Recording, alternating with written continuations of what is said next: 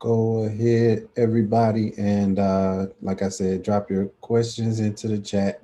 Um, if you have any questions, drop those into the chat.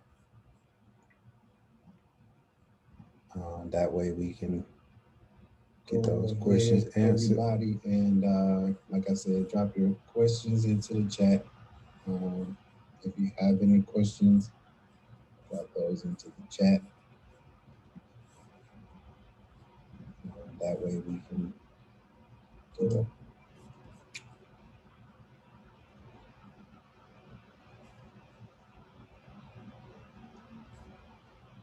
Determining entries.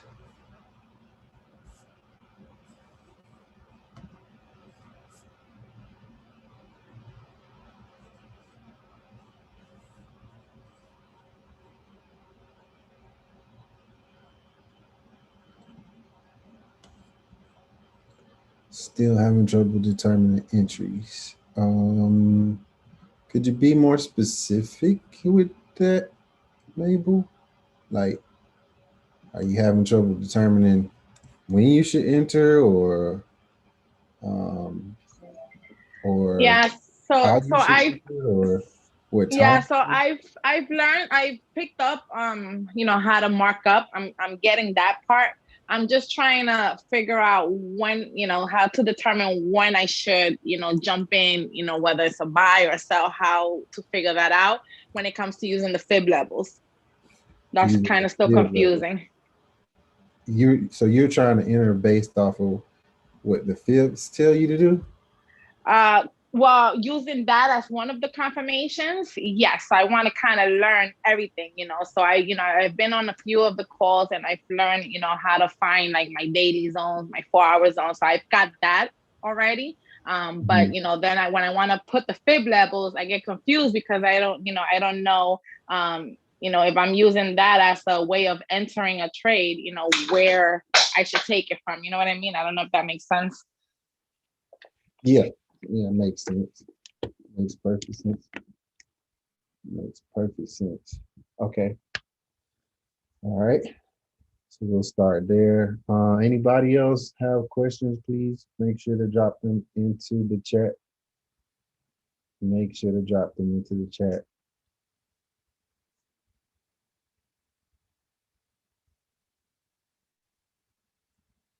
Make sure that you drop your questions into the chat. How did everybody do today? You guys got into a lot of trades? I hope not. I really hope not.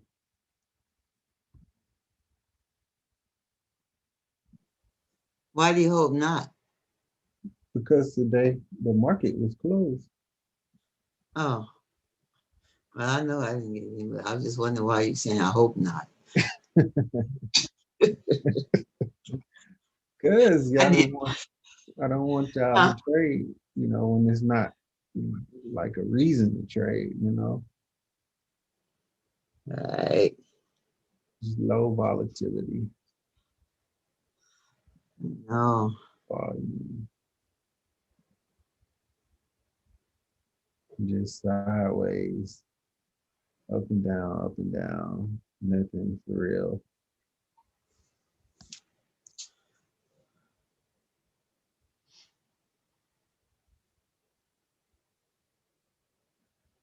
No real price action.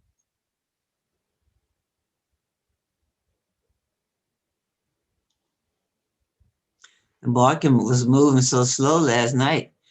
They Mhm. they cut the travail, the Alfredo, and then they stopped at about 2 o'clock. Two Yeah, o'clock, 2:30. That's yeah, when I logged off. Mm, that sound about right. yep. Yeah, no business being up that late anyway. Sounds about right. Everybody was calling me and was talking about what I'm getting into. I told them, I'm not getting into nothing. I told them that it wasn't gonna move. I told them it wasn't gonna move. Valentina, you doubled your account? What? Yes. You So, doubled it? yeah, I started off with $100 account. I actually have $300 in it now, and I still have an What? open trade for XRP. What? What were you trading? German 30 and XRP. Good job. You traded over this weekend?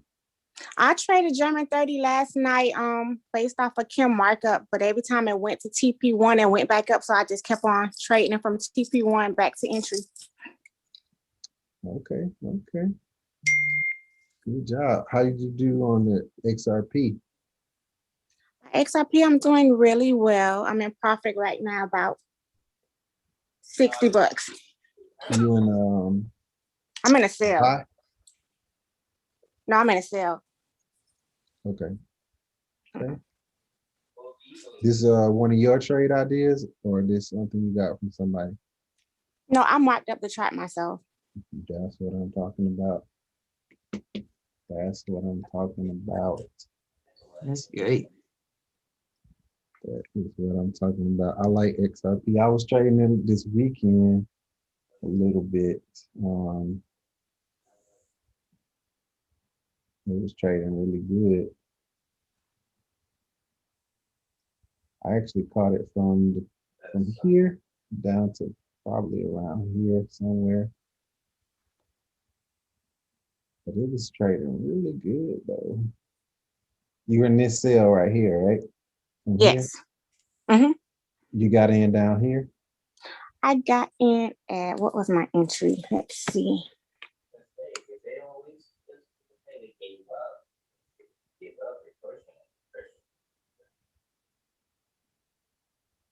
I got in at 57 cents. 57 cents. Mm-hmm. 57 cents. Okay. Be careful down there. Now I haven't marked up. There's the area of resistance, so I'm trailing my profit. Yeah, be careful down there. You're in an area where it could turn back around at. So Yeah, my take profit is 54 cents. okay. Yeah. You look like you hit that. You just hit that 54 cents. Unless you're trying to go 54 flat. Yeah, I got it at 54 flat, but I'm trailing it. So if it go back up, I'm stop out in profit, so I'm be fine. Good job. Good job. You might even be able to take this for a reversal too. If you want to. Watch how this work. Watch how this move in the next hour or so. You might be able to get this buy back up too. So pay attention to that. Okay. See how this goes. It's gonna want to take out.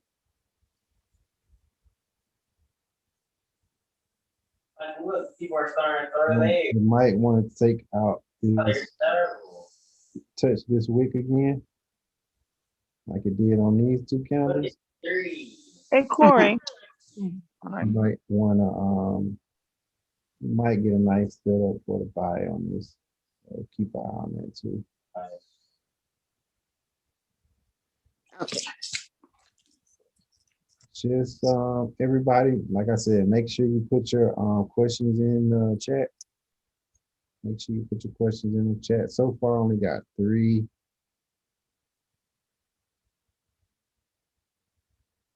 So far, only got 3.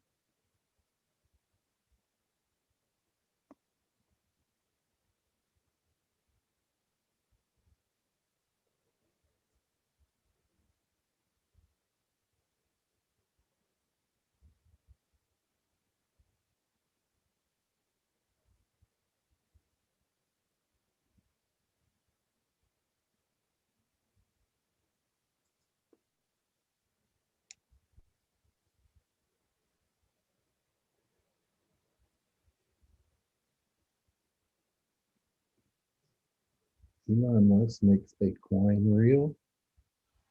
What do you mean by that? I read an article, and he said that in the article, if the prominent amount of holders would sell their doggy coin or doji coins, that he That what? after that they said in the article that would make the coin real, and I didn't know what that meant. I didn't know, should I buy more coins or dump the coins we have? I didn't know, so No, that's it why. just makes it viable, like one that they may consider using for something beneficial.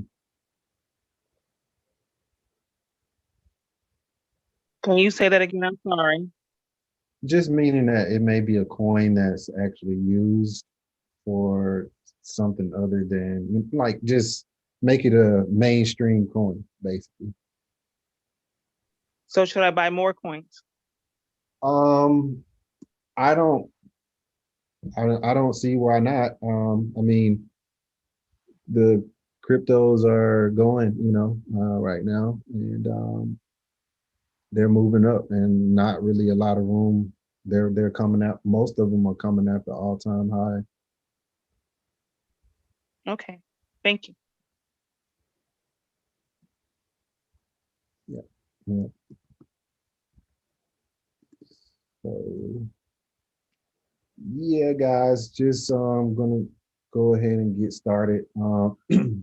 Just want to go over one thing on this session. I'm gonna go over how to use this indicator for you guys, and I want to make sure that you guys understand, what I personally look for.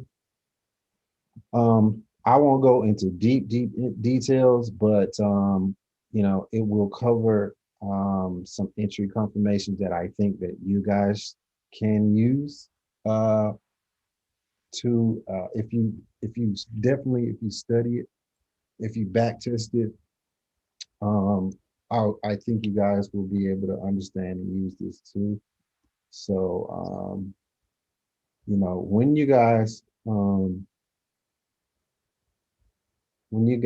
are trying to learn this, I need you guys to back test this first. Like, don't just go out and just start to try to use it. I want you guys to see it, use the demo trading, demo trade it first. Don't try to just go out and start using it, right? Plus, there's no rush, Like, I know you guys want to just make money right now, but at the end of the day, if you learn this and you learn how to do it good, you'll make money, you'll make more money because you won't spend money losing trying to do it and not being familiar with what you're looking for. So hang on.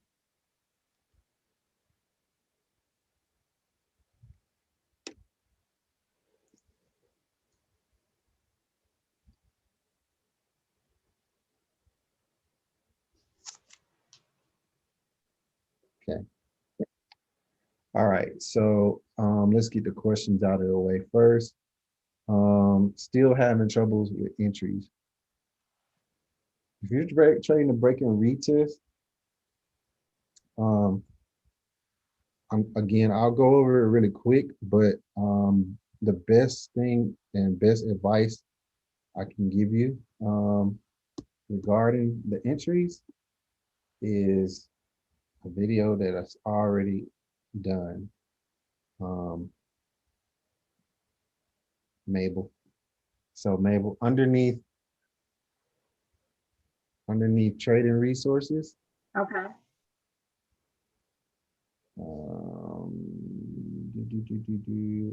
Okay. Resources right here in the Discord. I'm gonna click on this and drop down. And then under resources, you have trading resources. And this video, an example right here, will give you everything you need. Okay, I'll take a look at that video after. Yeah, it's a really, really good video. I will not go into really deep details Uh-huh. on how you enter when you're trading a break and retest strategy. So I would really suggest I go over what a good entry looks like for a sell, for a buy, and what a bad entry looks like for a sell, a buy, what the circumstances, what the candles you need to look for look like, and all of that stuff. So so I would really suggest taking a look at that. Okay. Okay, thank you. All right. Then policies. Can you review a little bit about supply and demand? I'm going to show you a cheat code when you're looking for supply and demand, right? Okay. Here's a cheat code. If you see an impulse like this one right here, from the low to the high, draw your fibs out. Let me switch this.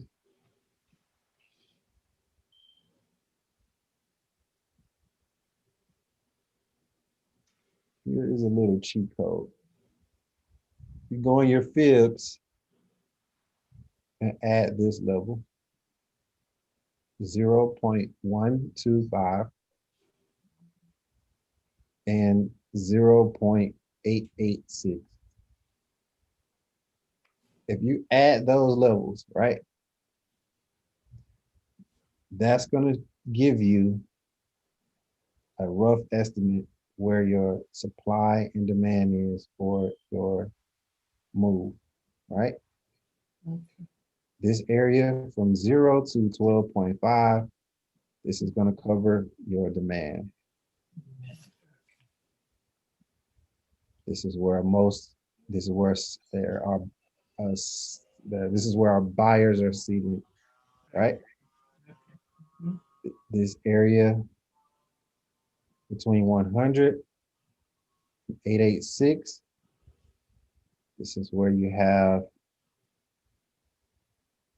sellers camping out, right? So once you see where you have your supply and demand, you'll know that you will have a high probability setup for a sale around this area because you know you're trading their supply. Just like if price comes back down here near this demand zone, you know that you have a high probability setup for a sale. I mean, for a buy. Now, if you see that the price closes below this, then that hypothesis is thrown out because you have the reverse situation. That demand becomes new supply. And a lot of times the way that you see supply and demand work is within this kill zone right here. If I'm in a bullish market, right? If I'm in a bullish market, which temporarily I am right now, this demand that's between the 0 and the 125, the 12.25 moves from here to this area. This becomes a new support or demand zone right here. And if we see price break out of this high over here, then this supply will become our new demand because we will see price react off of this level, right? And if you can look at an example from the sales side, right? Looking at an example over here, right here, where we measure this move from here to here, our supply is now from 0 to 12.5 right here. Our demand is at 886 to 100. And then our kill zone is from 382 to 618. Right? And you'll notice our sell-off started here. The supply shifted its weight to inside of the kill zone. So once it broke down and found a demand zone, it pushed back up to our new supply area, right? Because basically, once they realized they can push price down right here, they push it down another level, right? So supply was here, then it shifted to here. Then after it pushed down lower, they shifted it to here. Then when they pushed it down even lower, now we pushed all the way down here to find new demand, and this area has become new supply right here. New supply. Now they're trying to sell it from here. And the question will be whether or not this is going to remain supply or does this become a new demand zone, right? Mhm. So in a scenario like this, you can see that when you have a situation like that, your new demand zone is almost symmetrical move, right? It's almost symmetrical, right? We missed the 200 by only a couple of pips, right? About, it's 53, about 25 pips, right? We missed it. But if it hit the 618, the 161, the 168, that still counts as, you know, a major move, right? Because we got majority of this, we got all of this move back in this move, right? So now we see that we got our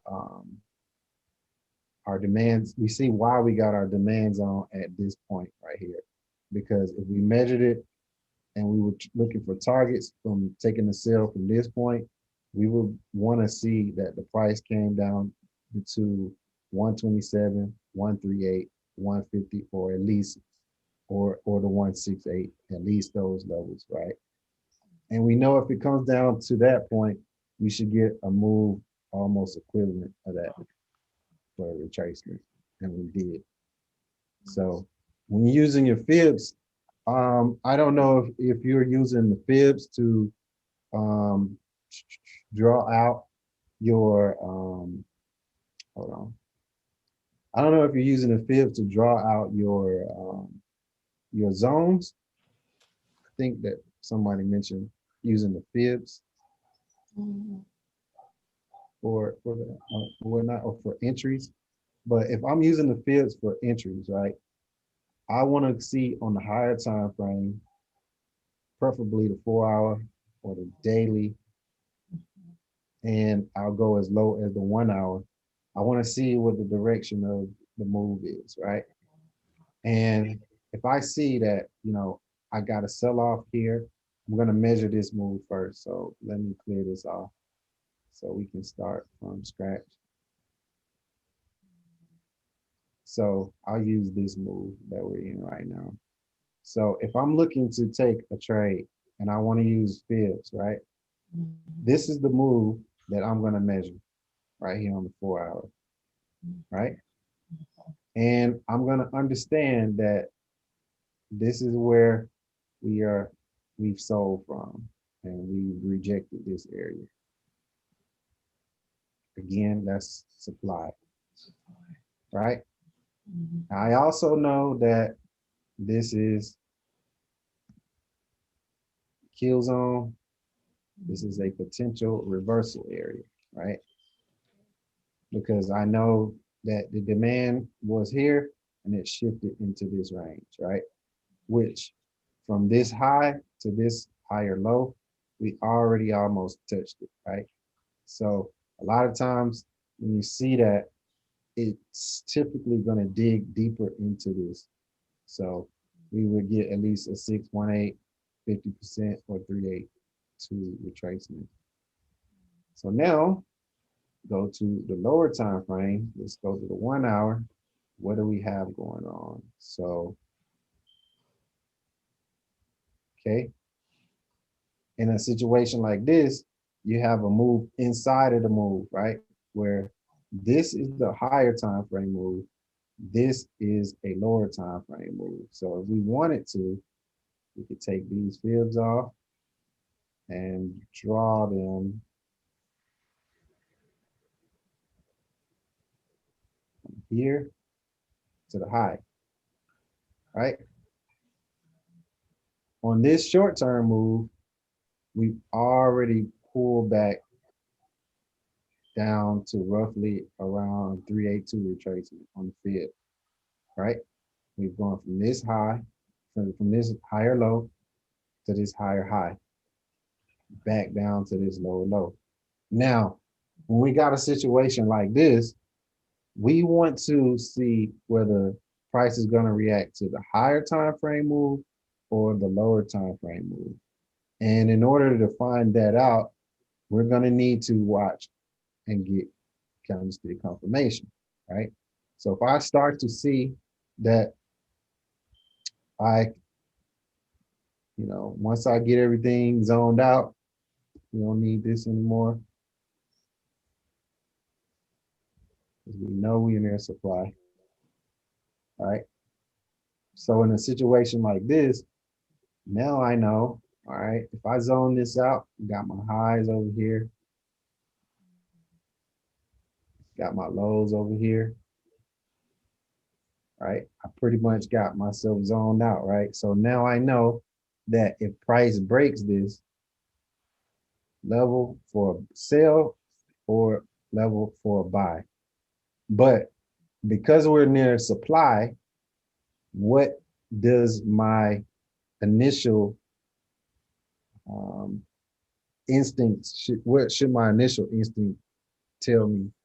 Should I be looking for a sell or a buy at this point? And I want you guys to answer that. It's sell. It's looking for sell. Who said that? I did. Who, So not a buy? who said that? Who said it first? I Paula? said sell. Paula. Right, right. That's right. Your initial instinct should be, I should be looking for a buy. I mean, I'm sorry, a sell, because we are near supply up here, right? And we see that we've already had this move up. We know we near supply. We also see that we sold here as well, right? So you combine those two scenarios to get your bias, right? What direction? And once you have your bias, then you're going to start looking for what are the candlesticks telling me, right? I see on the 4 hour, I see on the 1 hour, and let's just check the daily just to make sure, right? I see on the daily, I see on the 4 hour. So I see on the daily, what do we just, on the daily, we might be at a buy situation because the way we got here, we have a reaction to this kill zone, right? From the daily, where we are in a situation where we're in an area that can see buying, right? But on the 4 hour, again, now we have to confirm whether or not we're seeing a reaction to the daily, the 4 hour, or the 1 hour time frame, right? So given where we are on the daily, we may need to expect for a buy within this area, right? And we just wicked off of this 50%. Do we want to see price push up a little bit or push down to get a rejection off of this 382, right? What do we want to see? That's where we got to answer the questions, right? But on our 1 hour and on our 4 hour, we are near supply. So because we're near supply, we want to again look for our sales first, right? And once we have an idea, all right, we may be selling, that's when we're gonna, we got it zoned out cleanly, a high and a low, and we're gonna be looking for our breaks of structure, where we get a candlestick to break and close below, right? That's gonna look like this for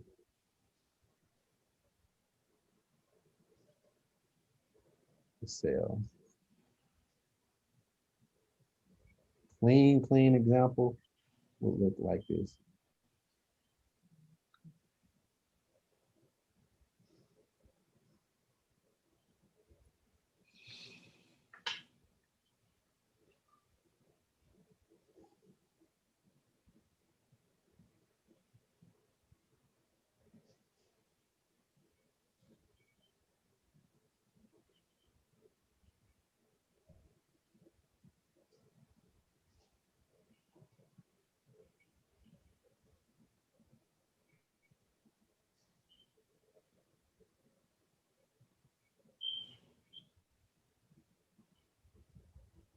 Where your entry will come at this rejection of the zone. Once you see that it's wicking, that's when you are signaled to enter the trade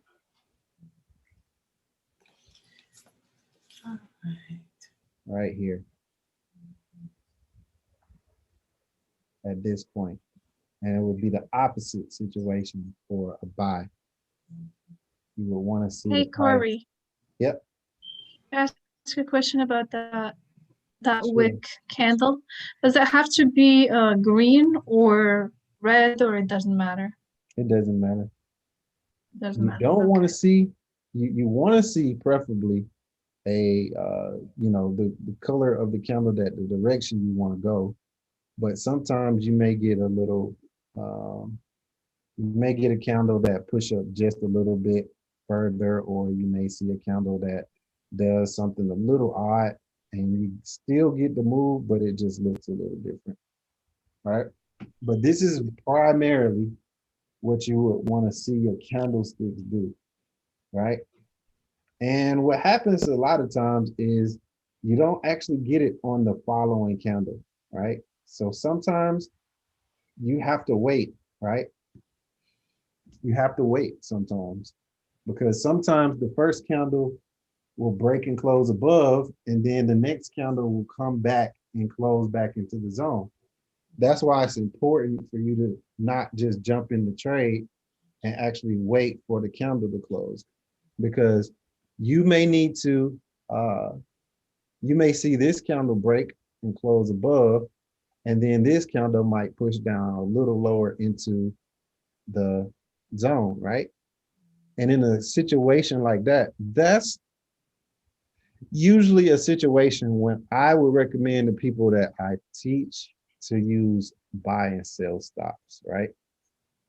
Because if you see the price pushing back up into the zone, maybe you would want to put a buy or a sell stop below this candle. So that way, if it does reject up here somewhere and close and it doesn't close, but it rejects in here, you can have the opportunity to get in right here and also take a trade from below here. So you could either wait for it to reject inside of the zone and then take the trade out of the zone, or you can put a buy or a buy stop above or a sell stop below and just go get pulled into the trade once it starts to move in the direction. Here's a clean example on the live chart right here, where these two candles would be a good example of an entry right here, where this candle broke and closed below the zone. This candle came back up, retest, and then it dropped. This would be a good example of the candle breaking and closing.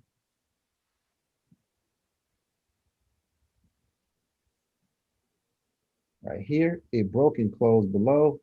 The candle did close below, but if you look at the candle, it's not really rejecting this area. So you probably wouldn't have wanted to take that entry. And if you didn't, you would have noticed that it pushed back into the zone. Okay. So these two are some good examples of what you wouldn't want to look for, right? And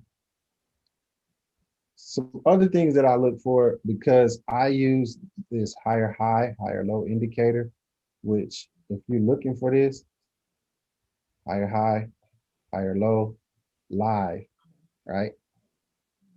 And the one that I use is the one by Lonesome the Blue. And it's got about, right now it's got about 995 likes, right? So that's the one you want to look for, right? Oh, let me show you guys how to get the field numbers right here. Somebody asked that. So if you open your fibs and just double click, you can get to the numbers from here. You can get to the numbers from here. And if you don't see the numbers, that means you need to change the levels from percents to values or vice versa. Okay. All right. So, so when you're using this indicator, the way that I like to use the higher high, higher low indicator is I like to see a couple things out of this, right? I like to look for price to react to this mainly on the 4-hour. I like to see that I have a low or a high created based off of the direction of the market I'm going for, right? If I'm looking for a buy, right, I would technically be looking for my buy to come off of this low, right? Where I see that this higher high was made, I would see that this low was being made, and then around this low, I would be looking for an entry around the low, because I would be expecting that now that this has been made on the 1-hour, I should have a higher low or low being made right here for the buy, right? So in a case like this, where we've had a lower high, the next thing that we should make is a low or higher low, which it did, right? So, but we're ranging right now. So I would want to see what happens on the higher time frame first, right? Because on the 4-hour, I haven't made a higher low yet. I've only made a lower high, right? So on the 4-hour, from this point, I would need to make a higher low like this, or a low like this, or a lower low like this, because I haven't made one yet on the 4-hour. And what you need to understand about this is everything you see the lower time frames do, you should see the higher time frames do as well, and vice versa. Everything you see the higher time frames to do, you should see the lower time frames do the same thing as well, right? I'll show you an example. We made a lower high. We made a lower low right here. We made a lower high right here. This is on the 4-hour. If we go to the daily, we made a low right here. We made a high right here. It's going to do the same thing, right? If we go to the 1-hour, right? The last move was we made a low, we made a lower high, and now we made a higher low. So on the 1-hour, it's giving us our higher low, meaning it's showing us the potential for us to go lower, right? And with that being the case, we're going to look for the lower high or higher low, the higher low to be made on the 4-hour, since we just made this lower high, right? And if it does push up to the upside, and it breaks out of this zone, that's okay too, because that just means that we get another higher high, a lower high, or a high that's been made over here, right? And that's fine. But our first instinct is, because of the higher time frame, we expect for another higher low to be made, right? And we'll know that we're getting that one is being made, because not only are we looking for this indicator to signal to us that a higher high or higher low or lower is being made, we want to see a candlestick confirmation, right? So if I'm going to take this trade from, let's say we take this trade from here, right? I'm getting signal that the lower low is being made. I want to see a vector. I want to see a vector being made. And a vector is a 3 to 5 candle stick pattern that is going to give you a similar situation as a morning and an evening star. So if I'm looking to buy, I'm going to be looking for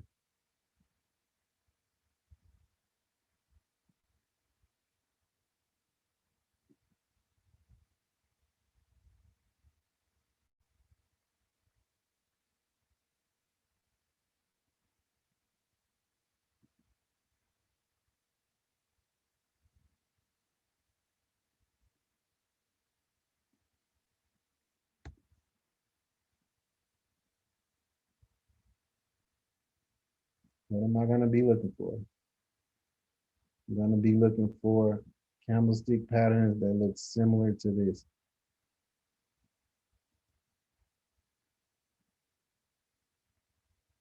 Simultaneously, while I get the confirmation that I have a higher low or a low or a lower low, right? So at these particular points of interest, right, where I am being signaled that I am near support right here, and I've come off of a high, right? I've come off of a high, and the market's been pushing down, right? And at this point, my indicator should be signaling some type of support. I'll show you how to add that, right?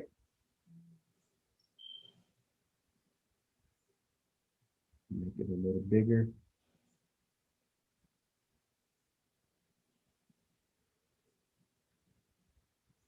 I should be signaling, this should be lining up with me getting a lower low, a low,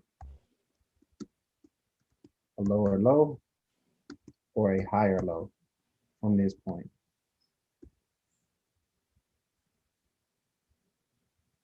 Make it a little bigger.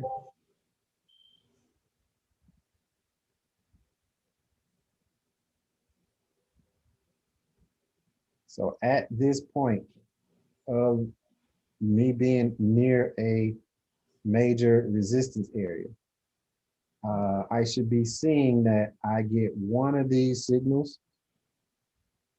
I should also be seeing that I get some type of candlestick confirmation where I get a vector, right? A vector can be 3 to 5 candles that look like this, right? And that's going to be my signal to possibly buy. If I miss the lows around here, I know that I may get a chance to get an entry once I get 50% of this major impulse candle right here. Once I get around 50% of this candle, if I miss these lows down here, this will be my next potential place to enter. Given the fact that I know that once this impulse candle happens, it shows that price is choosing a direction at this point. It's clear the high over here, and you know, it's clear the body of this candle, you know, the high of this candle right here, the body at least, and created a new swing low or swing high, right? That's what this is called. This swing high is taken out by this candle. And once you see that, I want to use that as an implication that the market should continue to go higher, right? And I can usually take an entry around this area if I don't get in on this candle itself right here, right? This is outside of breaking retest. So if some of this sound new, then that's why, because this is not trading breaking retest. This is not trading breaking retest, right? If I'm looking for a buy, I'm looking for the opposite.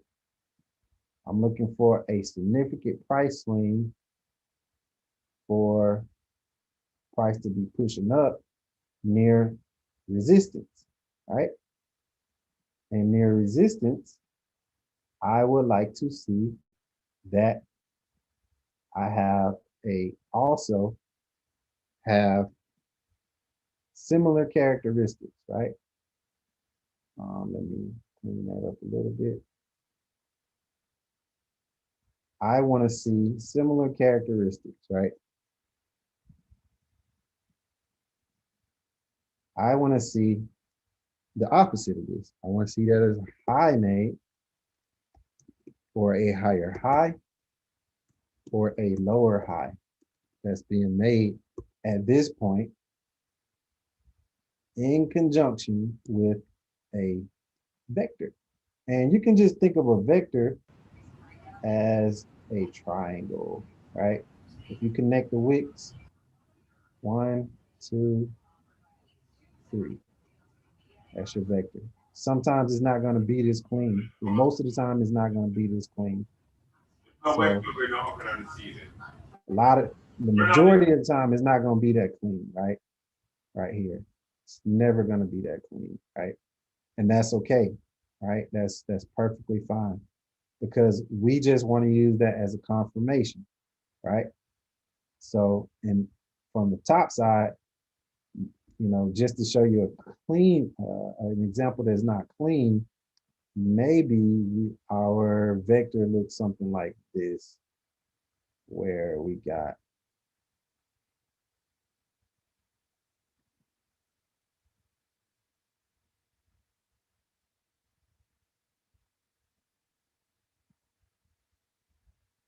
some stuff that looks a lot more choppy, right?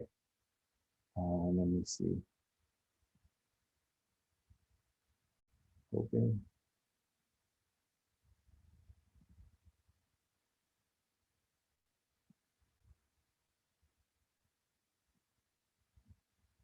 Get a huge wick right here.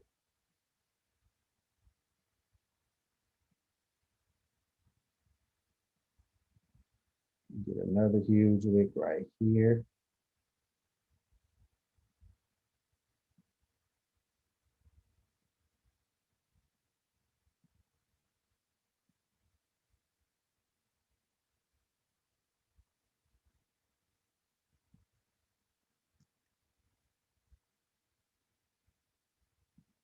Get another huge body right here. Doesn't give you a wick, gives you a little small wick, right? But the majority of the wick is down here, right? Then this comes back over here. The next candle gives you another big body candle, pushes up, right?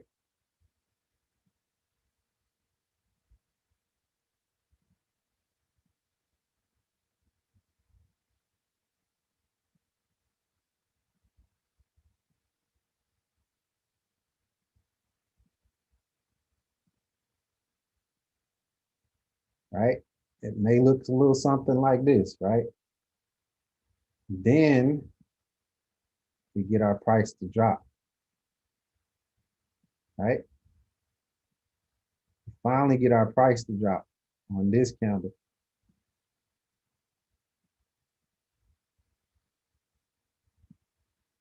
right? And if this is the case, we're going to be looking for a similar situation where we have our vector, we have our ugly little vector that got made, right? Ugly vector, right? Where we have one, connect the highest of the high right here, and then this would be our fourth candle right here. This would be our fifth candle right here. And then we will be looking for the entry, 50% of the candle right here.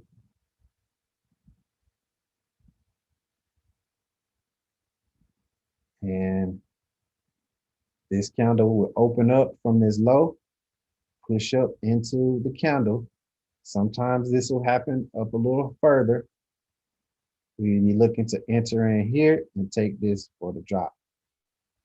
But we don't get that until we get our higher low, our higher high, our high, higher high, or high, lower high.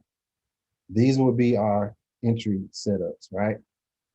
This is what we will be looking for. I can show you some live examples, right? So keep this in mind right here. Keep all of this in mind and keep that picture in your head, right? We're near resistance, we're near support. We should be looking for a buy here. We should be looking for a sell here. So let's find some examples, right? Let's look at this low. At that low right here.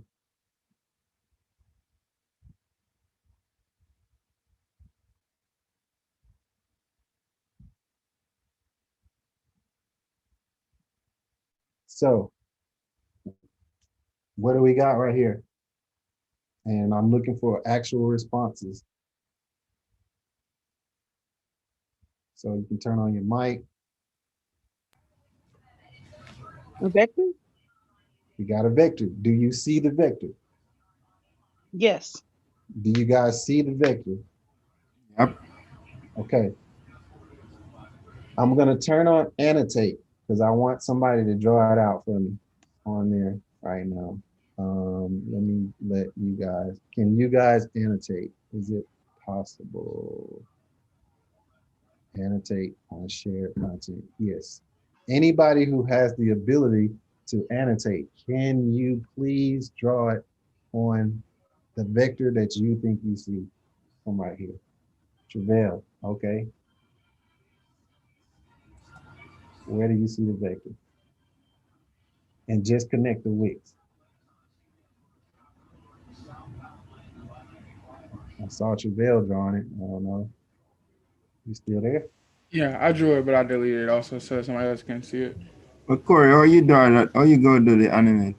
If you guys look at the top of your screen, I should tried say, to Oh, connect oh, the oh, week. yeah. Yeah, there's an annotate option. Okay.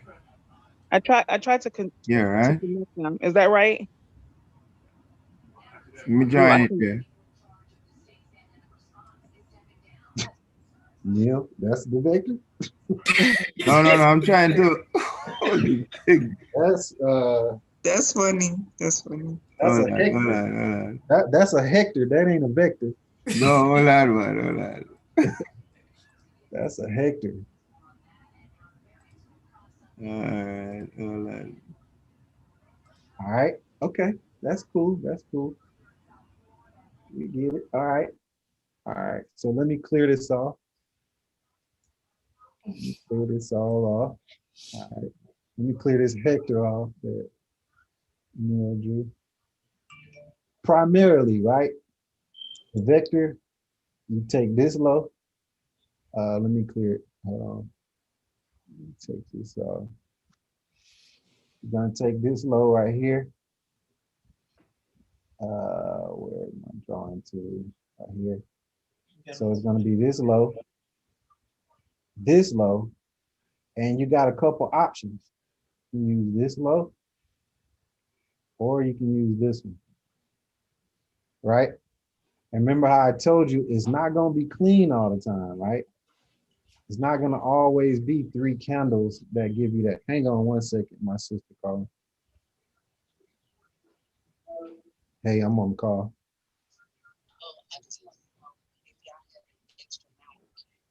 Mountain kit. I can call you that. He gonna call somebody for a mountain kit. Who asked for that? You got an extra mount. Who got an extra mountain kit to mount a TV on the wall? Who just got those laying around? So silly. All right, so this is the situation right here, right? We had our vector form, right? And maybe you don't feel comfortable with taking the entry from here, all right? This is our swing high right here. This is our most recent high. You have the option to take this entry, because look what we got. Let's zoom in on this. This candle right here was the impulse candle. These 2 candles right here took 50% of that candle right here. 1 entry, 2 entries right here. We got 2 entries. Then, right, what happened over here? This swing high was taken out, right? Once this swing high was taken out, the candle you want to look for is the impulse candle that took it out, right? Did we not get 50% of this candle? Right? We got 50%. It went a little past it, but minimal drawdown, right? Minimal drawdown. You only had 4.8 pips of drawdown. If you had took the first entry, you have 0 drawdown on this. Plus, you have 0 drawdown right here. Plus, you have the means to understand what's going on. So I can also add on when I see this happen, right? And if you want to just be exact, here's the low. You can measure the body, or you can measure the wick. Let's measure the body. If we measure the body, you can see we got almost exactly at that 50%. Right here, you can see it right here. If you measure the wick, our entry would have been a little higher.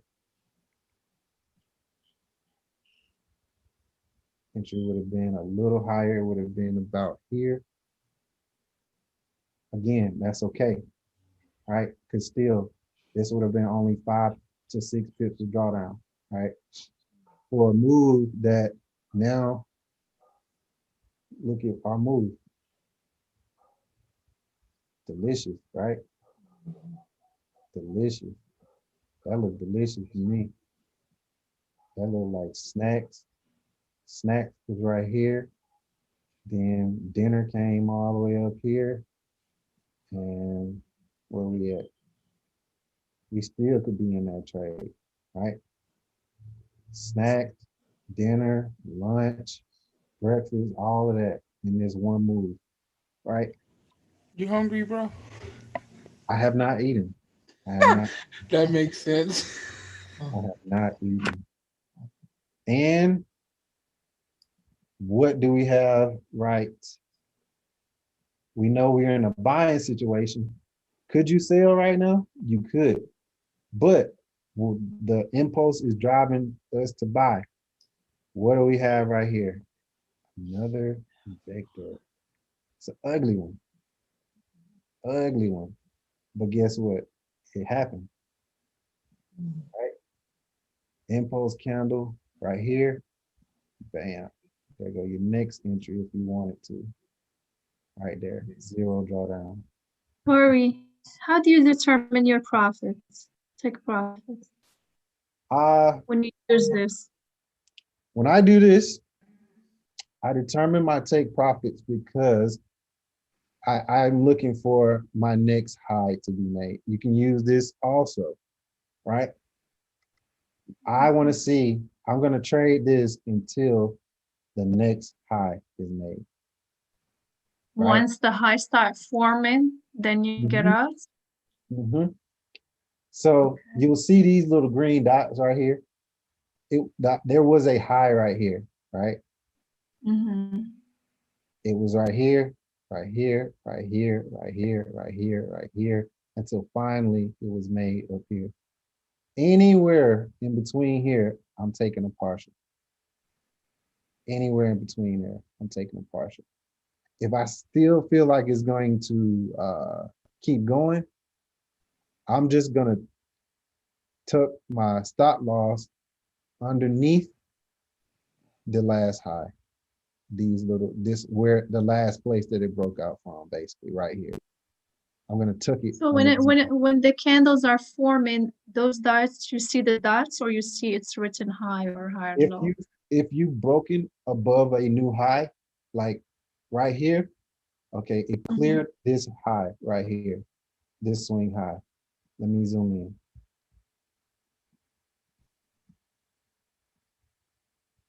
This high was cleared on this candle. So this was the first attempt. You see the first green dot that it was gonna make a high right here. It pushed up a little higher because we got these little dots right here, and then it held it until it got to this candle, and it pushed up higher. And it held that until it got to this candle and pushed up higher. We made a dot. This is where our high, our most recent high is. It never broke it. It never broke it on this candle, and then it broke it on this candle. We have a new high.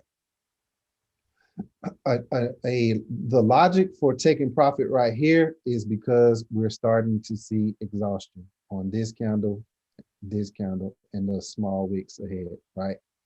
But once you are in a situation like this, you just want a partial, because given the fact that we haven't made a high and we haven't started to turn down to make a higher low or a low, you stay in the trade and you remain in the trade until you see that you either start to get impulse candles back in the opposite direction.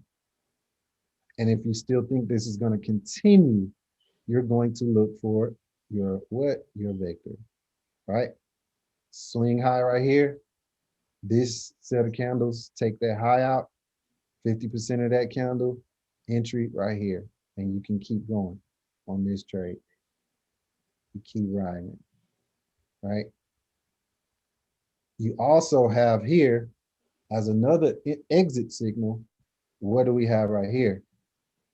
1, 2, 3. We got multiple candle vector right here. Ugly. Don't have to be pretty.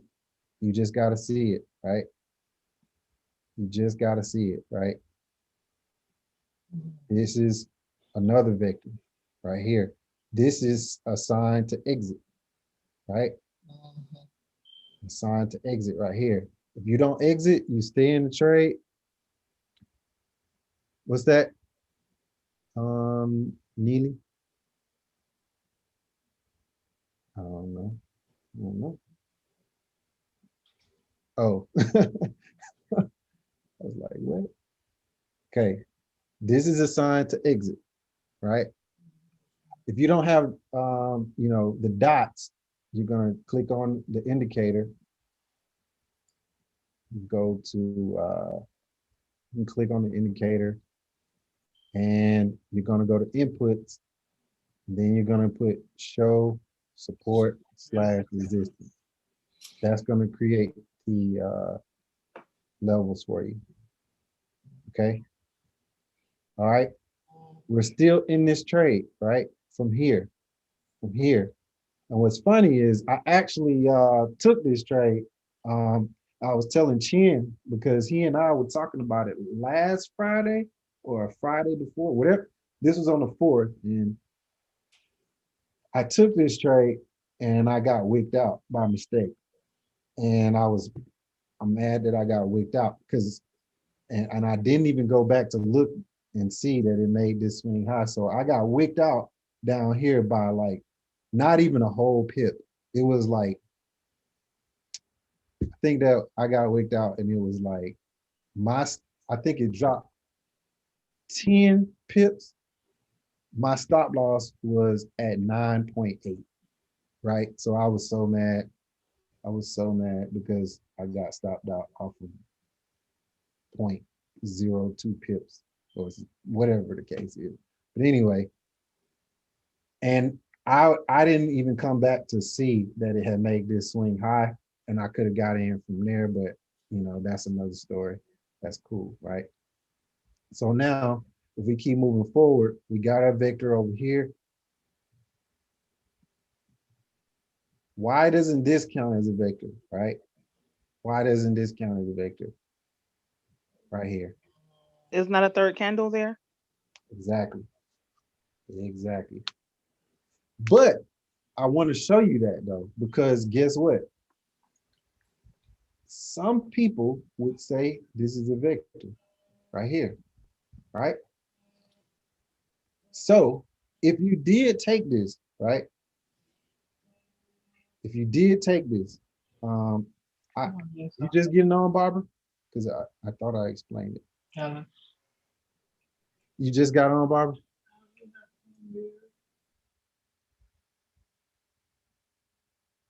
Okay. Yeah, we'll have to explain that a little later. We just went over it in very, very good detail. So we'll go over it again, but let me get through this, okay? So if you took this trade, right, and you use this candle and then this candle, right? 50% of this candle, right? You would have got your entry right here, right? And you go, what does this still give you the opportunity to do? If you take that trade right there as a sell. Somebody please. Take partials. You said if you take the sell? If you took the sell right there where I just drew this vector, you took the entry right there. What does this give you the opportunity to do? They give you the opportunity to take some partials real quick if it's a sell. Take some partials. That's part of the answer. What else am I looking for? Where are you pointing at? Retracement to re-enter for the buy again. Right here. Right here. I'm talking about this right here. This is an actual bad example of a vector. But what else exactly? Thank you, Delight. Exactly. Liquidity? Exactly. No, Delight said it. Delight said it. Even if you got in at a bad spot in the wrong direction, you can break even or take a small loss. That's what I wanted you to see. Because if you're getting in a trade right here, you're already near what the stop loss would be if you were going to sell this. Let me go back and add the closed caption again. Right? You're already near where the stop loss should be. So you don't have to use a large stop loss versus you selling from down here. If you thought this was going to sell, and your zone would have probably been around here, right? And if you were going to use a stop loss, your stop loss would have been from here to here, right? Let's say 25 pips, right? If I'm using this stop loss over here, my entry is right here. My stop loss would just be above the highest high.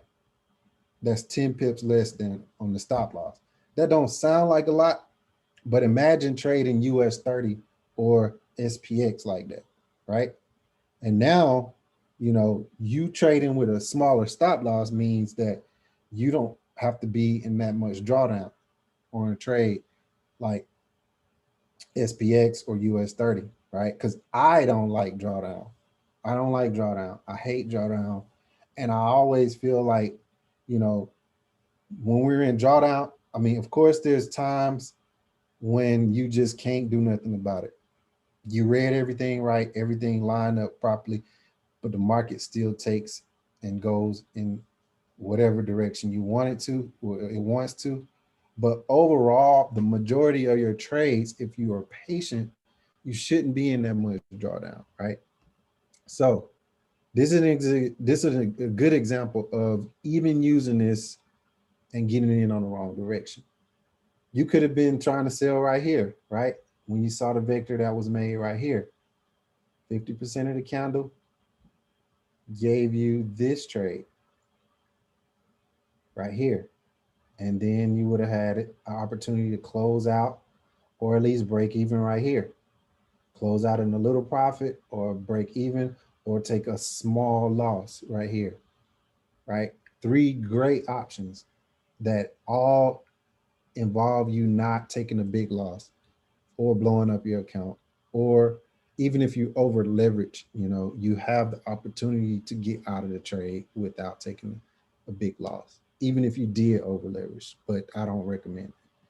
So now we can look at, let's look at another sale opportunity, one that actually sold, right?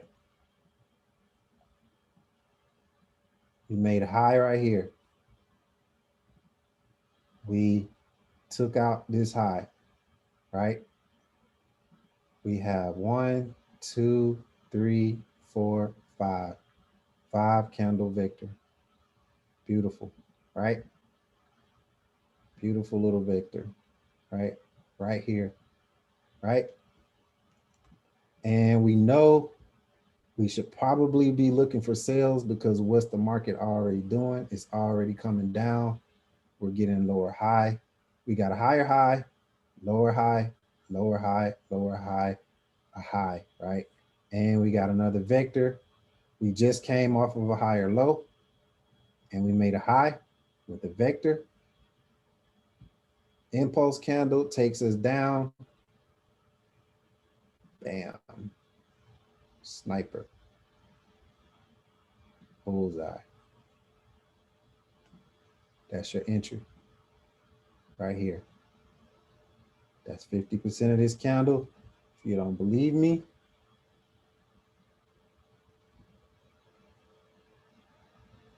I almost eyeballed it, right? 50% of this candle right here. I went just above it, right? So we can pull it down just to be accurate. It's right there. You are in 2.2 pips of drawdown.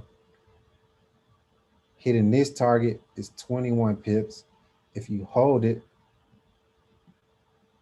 until it makes another low, that is 85 pips. If you hold it till when you really get your first sign of a low, that is 72 pips, you know, but you want to start trying to exit right here and right here.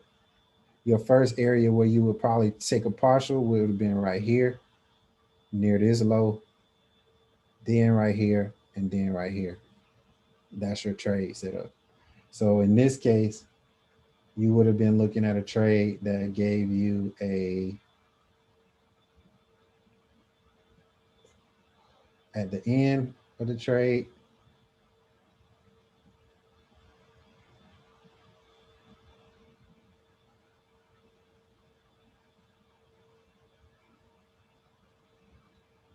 $38 to 1, 38.9 to 1 risk reward ratio. To me, more important than my actual targets, stop losses, my entries is my risk reward ratio. That's the most important thing to me. And that risk reward ratio is this number right here, right? I want to make sure that I'm trading at least 3 to 1, right? And in this case, I blew 3 to 1 out of the water. Even if I don't get this trade all the way down here, and maybe Come up with your three. even if, Like, yeah, what were you looking at in the chart that you're like, okay, this is going to be at least 3 to 1? because of where I'm getting in at. right? Because of where I'm getting it. So if I take this trade, this is going to be where my initial stop loss is. This is 3-1, right? 3-1 above this high, right? And as the price, as after I enter the trade and I see that I break down below or I get my first impulse candle, I already know I'm trying to come down to right here, right? So I can adjust my risk reward ratio. I can adjust it at that point. So now, once once this candle has happened, in most cases, it's not going to come back up there immediately. If it does, that's okay, because like I'm showing you now, once you're in the trade, you know, all right, cool. Let me go ahead and reduce my risk. So that way, even if it does come back, I'll only take, instead of taking this loss, I would take this loss right here. Hey, Right? Corey, Yep. are all of those candles like the next 3 candle left, 2 candles after it breaks out and stays below? Are those all of my entries, or just the first candle right after you break out, like close below? This one right here. Mm-hmm. You could enter in on these. Okay. You could enter in on those. These candles may put you in a little drawdown because you don't know how high they're going to pull back up. But as long as they don't clear this high, as long as they don't break above this high, you should be good. Okay.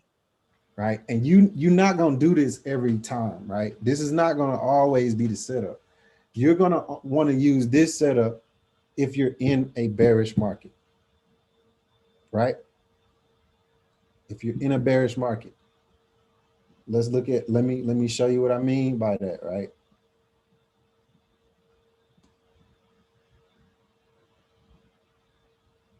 So we went over this area. Is it safe to say on the 4 hour, we're in a bearish market? Right? Yes, indeed.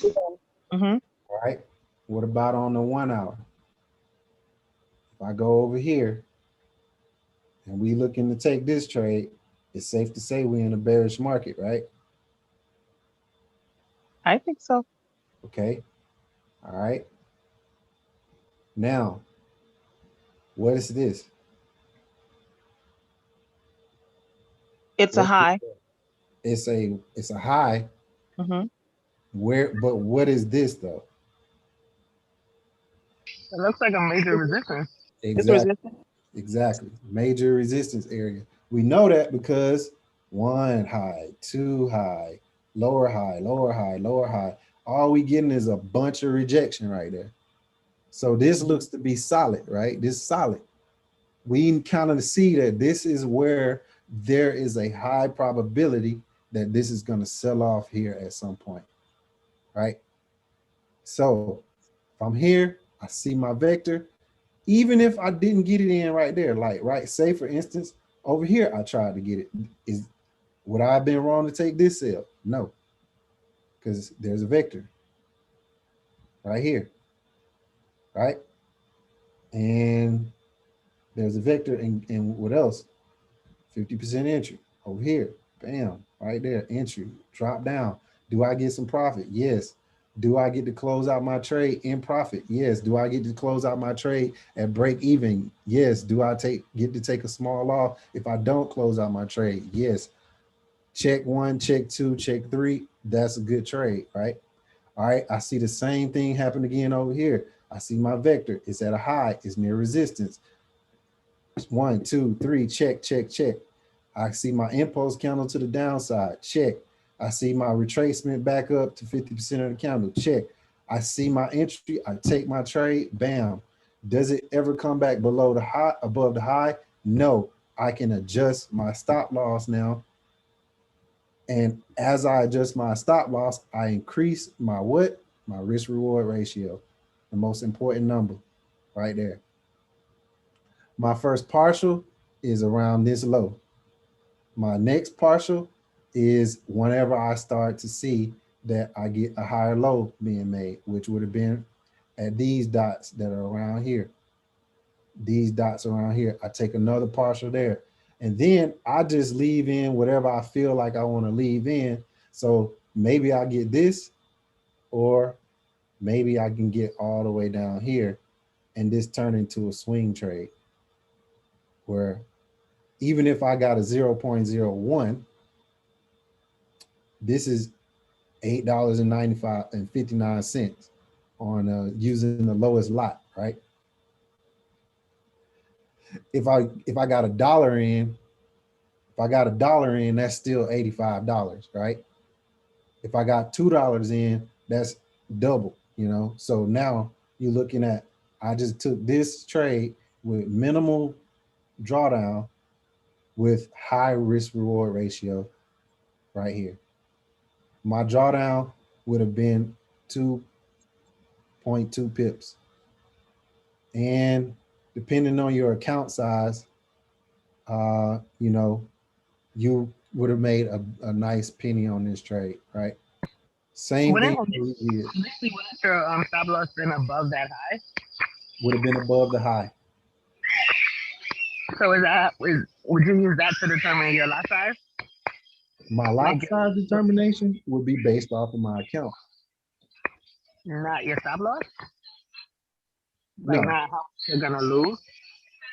No, I would base it off of my account size, right? Here's a good way to look at this. And you can use this tool too. So I want to say 1-to-1. What's cool about this is put your account size. Once you open this up, right? And this is the long position for a buy, short position for a sell, right? You can literally put in what you have in your account. And let's say I want to risk 3% of my account, right? It'll tell you what you would win given the trade. So if this goes into this profit, my account would be right here. If I take a loss, my account would be right here. Now, determining what your lot size would be, there's a lot of ways you can do that. Let me give you this quick site. Shout out to Brian for this. Brian, let me see.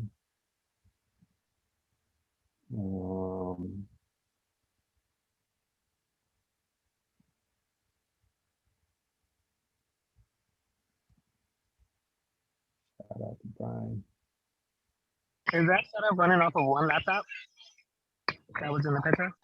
Nah. This is multiple laptops. I'm thinking I might get something like this for when I travel. I already got these 2 monitors, this one and this one. But thinking about upgrading, but that's not something else. This right here is a good website, right? So you put your account size in. Let's say we got $5,000 account. My leverage is 500. I want to risk 3%. I want to trade Ripple. If they got it on here, they don't have. Oh yeah, Ripple, right? And I want to go. My stop loss is going to be. I'm just going to throw some random numbers on here. Let's say 59. My target is going to be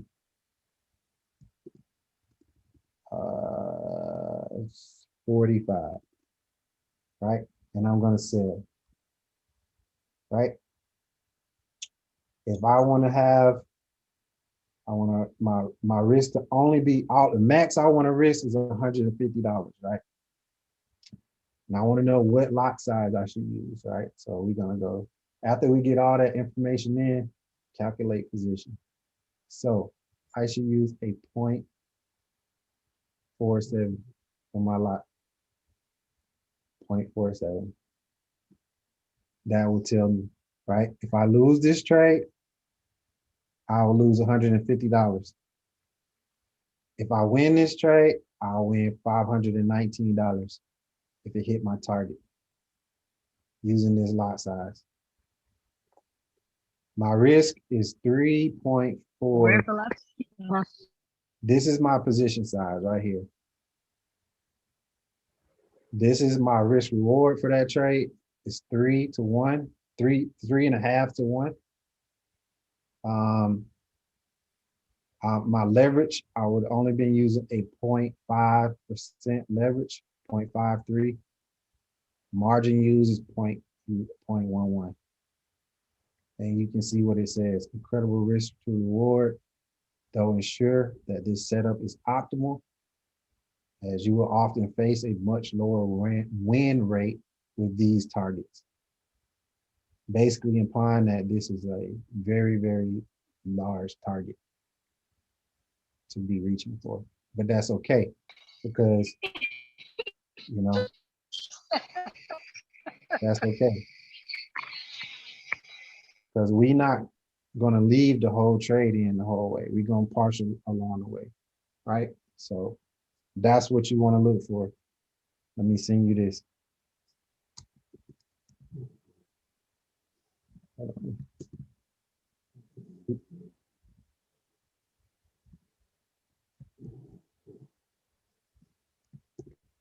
Just to go through this, you put your account balance, the leverage.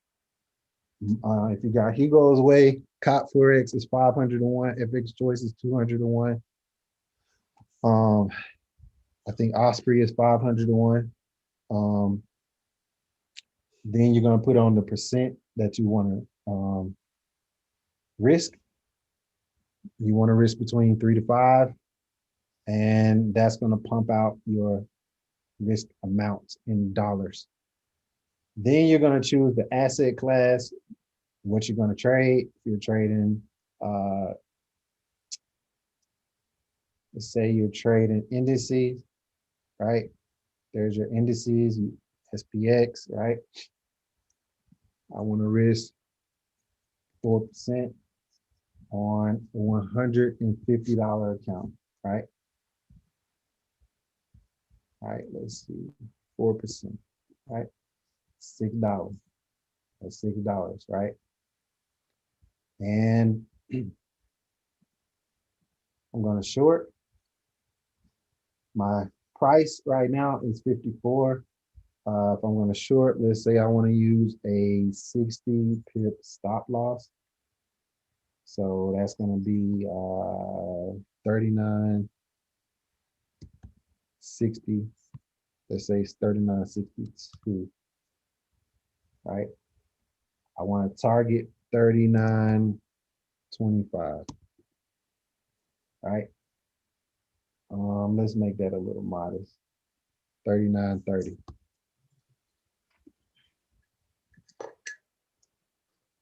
Let's say 39.30. That means I want to take 243 pips out of this trade. Looks like you can't take a position with your account. You can. You can.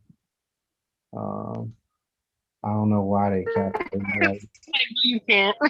You can. You can do it. You can do it. Because if you're using FX Choice, you can. You can't with FX Choice. Exactly. You can do it with FX Choice. So let's just make them happy and change the numbers a little bit. Hold on. If you use FX Choice, you can, instead of putting indices, you would just put like regular pairs. Exactly. Let's say like if to check your whatever, select right. your whatever indices, try. Exactly. So with the $500 account, you're using a 0.02. You are doing 3.2 to 1 risk reward. You are using 15% leverage, 15.58. If you lose the trade, you're losing $20. If you win a trade, you win $64. And $64 over of $500 is just above, like right around 13% gain on your account. I can give you the exact numbers, but So if you won the whole $64.27, you're looking at 12% gain. And you round that up to, it's 12.854. So you round it up, it's 13% gain on your trade for that day. Perfect setup, right? Perfect setup. So again, with the vector, right?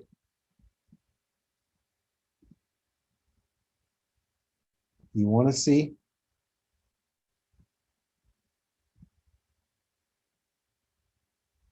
perfect setup is a morning star or evening star. That's a 3-candle vector. You're going to want to see this near support if you're looking for a buy.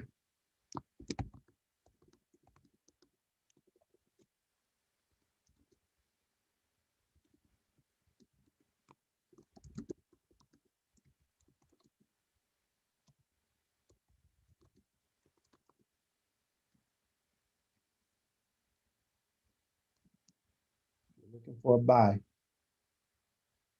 you're going to need this entire situation to happen. You're looking for a sell.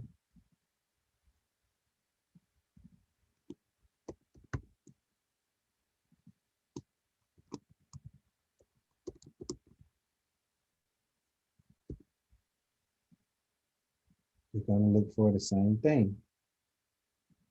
And you're going to be looking for a vector.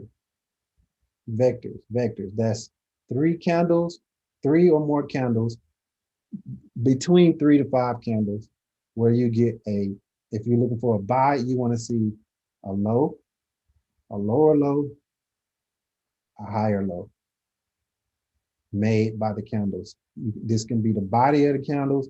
This can be the wicks, preferably the wicks, because the wicks are what's going to show exhaustion. If you're looking for a buy, you want to see a wick make a low, lower high, a high. In this case, these would have been our highs, but this little high got taken out. And then a higher low right here. You could have got your entry somewhere along this high, or this would have been optimal entry right here. Once you see that this candle gave you an impulse right here. So you would want to see this candle be an impulse bearish candle to the downside. And then the candle that followed, or candles that follow this, you will want to see that candle push up and give 50% of that single candle. GBP might be a good pair, bro, right now because it's setting up the exactly way you're talking about it. GBP? Yeah, on the 4-hour. You have that 4 flash for the higher high, and it's pushing back up now to test that last area of support, and it should be dropping. GBP. USD, I'm sorry, GBP USD. USD.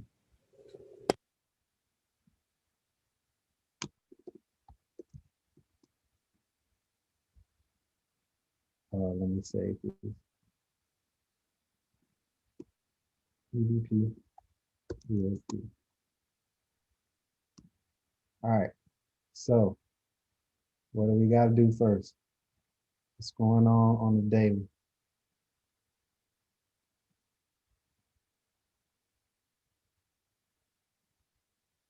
We're in an uptrend.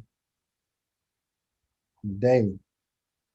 We've been in an uptrend since March, but we're near some major resistance areas, right? Okay. Check 1, check 2. Daily time frame, near major resistance, right? 4 hour, what are we doing? 4 hour, we're still in a nice uptrend. This might not be one you would want to apply this on. However, even if you do, you should still be good, right? We had a sell-off attempt here. We have sell-off attempt here. We have exhaustion here. So I'm glad you call this, right? Because now, what are we seeing? If we had had our entry at 50%, right? This would have been where we wanted to look, right? Right about here on the 4-hour candle, right? Now, because we've already pushed above the 50%, if you still think that this is going to drop, you put your your sell stop right here below the price. If it comes back down and pull you in the trade. If it doesn't, guess what? Nothing happened, right? And even if it does pulls you in the trade and it doesn't go your way, this is where your stop loss is above the high, right?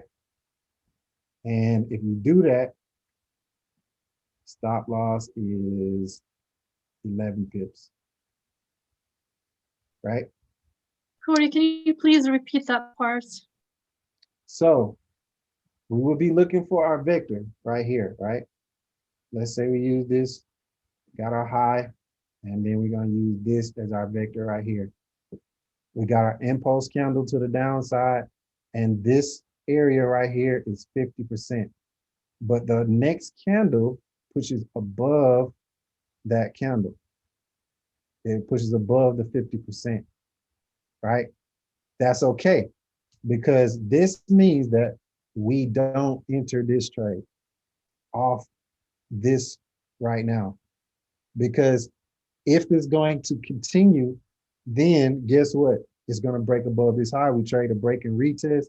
That'll be the trade we take for that, right? But if we still believe that it's going to be a sell, you put your 50%, you put your sell stop right here, or you put it below here. And that way, if it does drop, you automatically pull it into the trade and it just goes. You still don't have no drawdown, right? Maybe you get 1 or 2 pips, but if this is going to go, it's going to go, right? Or if you think that this is going to buy, you still have the opportunity to trade the break and retest of this, because it's going to give you the break of this high right here. And you would not be in the trade yet because your entry is down here and price is above your entry. So the only way you're getting pulled in this trade is if this is actually going to reject this, right? So on the 4-hour, the vector is set up, right? So we on the 4-hour, let's get rid of you, get rid of you. Let's check the 1-hour. 1 hour, right? 1 hour is still actually, the 1 hour is actually looking a little bullish, but we got a vector, right? We sharpen it up a little more. We got our little vector right here. We would have had 50% right here, right? That would have been it right there, right? And again, this would have been a scenario where if you had your entry right here, you might get hit on stop loss. This might break above this, but that's okay, because I would rather take a 10 to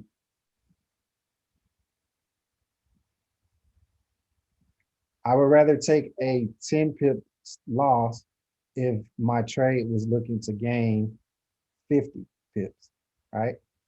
That's 5 to 1. This 10, my target would have been looking like somewhere down here, right? That's 50. So that's a 5 to 1 trade, even if I do lose that. And I would be okay with losing that, right? So if I'm taking this is where my initial stop loss, maybe I want to stretch it up just above, I don't know. But this is where I would have been looking to take it at least to right here, right? If I bring it down right at the high, I'm looking at 4.6 to 1, right? If you don't get in at the 50% where you market executing in, you still got the opportunity to see if this is going to reject because you can just drop your order in right here underneath, or just put it back above here, right? If you want to use the 1 hour, all right, let's go to the 15-minute. We can get an even more refined entry, right? Let's see, do we get anything? The 15-minute doesn't give us a nice clean signal, but we still got a vector. Here's our vector right here, right?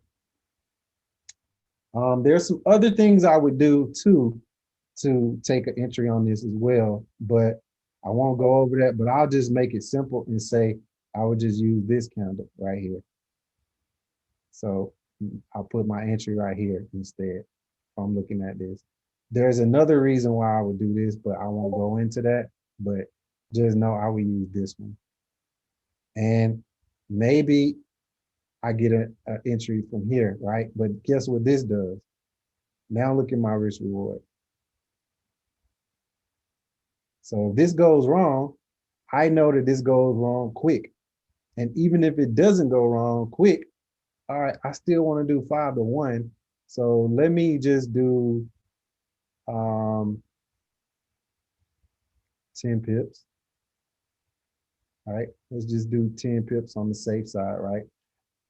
I still think this is going to reject, but if this doesn't reject, I can take the easy loss right here and keep it moving and then look for the break, or I can just go ahead, take my trade with the 10 pip stop loss right here. I can still get in the buy if this buys and does a break and retest, but I also have my sell entry in case that was a fake out already in the trade. And I'm still looking to target back down here overall. Back down at this old high, that's this old high right here. Right? And if let's say, look, we can watch this right now. You can watch it. Let's do a demo trade on this.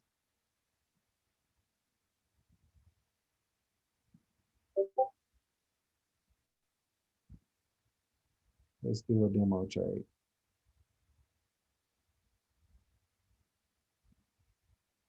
This is what I want y'all to do. Like, don't try to do this live until you understand everything about it, right? I'm gonna use 3%. And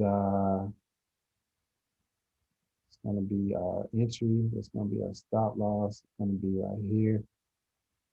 Let's go right here. Take profit, we'll put it right here, but we'll probably partial out, right? So we'll come back and watch that, right? That's our demo trade, right?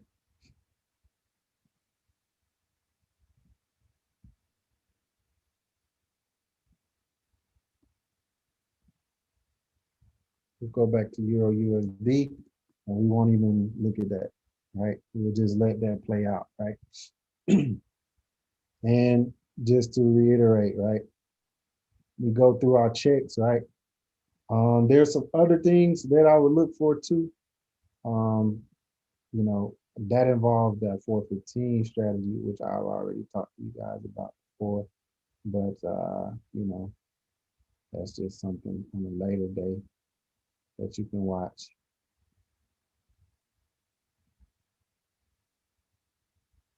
So let's go to the hour. Okay. So this is, I don't know why I went over here. Whatever. Okay. Anyway, let me look at it on see if it's on a 4 hour. Dang, this one messed up. Whatever.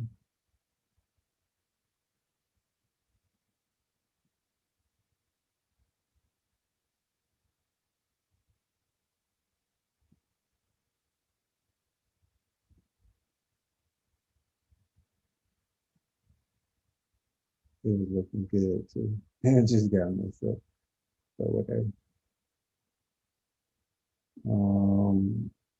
Eh,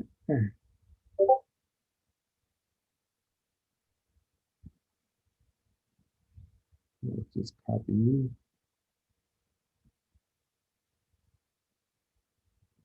There we go. Okay.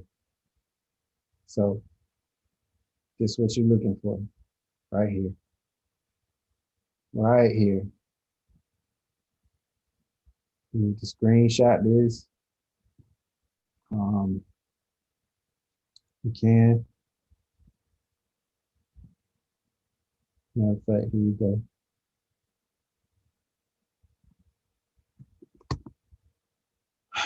And like I said, back test this. I don't want to hear that you started trading with this tomorrow. Like, I should hear nobody like starting to use this, right? Just go and back test this first. Go through and back test this, back test this, back test this, just like I just showed you. Everything I just showed you just now was how I would back test this, right? So don't just go out, oh, I see some candles doing this, I'm gonna just take this trade. Don't do that. Don't do that. That's not how you're gonna figure out how to do this. It's not how it's gonna work. It's not gonna work like that. If you do it like that, you're gonna see that it worked one or two of the times, and then the rest of the times you're going to just mess it all the way up.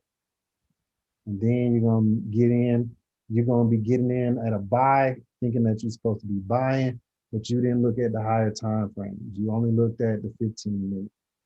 And then you're gonna see, oh, you saw it on the 15 minute, and you saw it on the 15 minute, you saw something on the 15 minute, but you didn't check the 4 hour or the 1 hour, right? And then you're going to see that you didn't check the daily either, right? So you didn't even go through all of the steps, right? And when you don't do that, you're not going to get the result you want to get, because now you just chasing, right? You just using, don't get into the habit of just using the indicator, right? Just because it says higher low, lower high, right? Just because it gets to, just like we did on GU, right? Let me save that.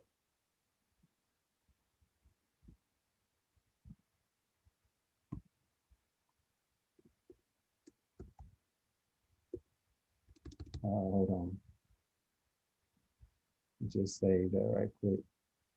But just like when I did GBP I already told you, like, I don't think this is ready to sell off, right? But before I did anything, I went through proper steps, right? Check the higher, the daily, 1 hour. You trade what right now? You just wait for the indicator to tell you? No, I've been trading no way for a while now. The way What's you've been doing it for a couple weeks. Oh, Yeah. so yeah, you I mean, don't. I was already using an indicator that the original way at first, but I had to add some extra stuff to it to make sure I don't mess up. So you don't want to just go in blindly and just, just because you see it, right? You want to get that confirmation first. You want to check all your 4 points of contact before you take the trade. And if you What are do, the 4 points of contact? your daily, 4 hour, 1 hour, you look for your entry on the 15 minute. You get your directional bias from the higher time frames. That's going to tell you whether you should be buying or selling at the moment. And then once you decide whether I should be buying or selling at the moment, am I near major resistance or am I near major support? If I'm at major resistance, I would likely be looking for a sell. I'm at major support, I would likely be looking for a buy, right? And you might not see that given where you are on the 15-minute chart. On the 15-minute chart, this could be saying buy, buy, buy, buy, buy. But if I go to the daily chart, right? I go to the daily chart, right? This could be saying I'm just now at a high, and I could also be rejecting this, right? But I think this is still going to go up, but I think that the daily candles are really, really strong. So I need to see the vector first, which we don't have a vector, right? Do we got a vector on the 4-hour? Yeah, but this was our vector right here, actually. What happened? This candle broke above it, right? That would have been a loss. This would have been a loss. Even now, this isn't really like 1, 2, 3. This vector got broken, right? We don't take this trade, right? So even this trade right here, this more so showing that this may push up higher, right? Corey, what do you mean by the vector got broken? Meaning, right? The vector set up right here, right? So this next candle right here, you would have been wanting this candle to actually push down further, then push back up and reject. It didn't do it. Then the next candle, you would have been wanting this to push down further, come back up, reject. It didn't do it. It pushed up above this high right here. That's what I'm talking about. Like, you see how this did? It would have been your vector right here, right? This candle pushed down. You would have been in a little drawdown, right? Little drawdown, but it never came back above this high. What did this candle do? Came above that high. Oh, I Then, can see that. huh? I can see that clearly. Yeah. I'm glad. I'm glad. We had a major resistance. This candle forms our vector. Then we get our 50% right here. We wouldn't have got pulled in on the immediate candle. We would have got pulled in on this candle. We would have been in 14 pips of drawdown. And our first target would have been right here. That would have been 43. That's the first time we got a low right here. And then that would have been where we partial. If you want to keep holding it, right, you can hold it. This would have been the next low. That would have been the next place. You could have took a partial, and then your goal would have been trying to get here. This trade would have ended up being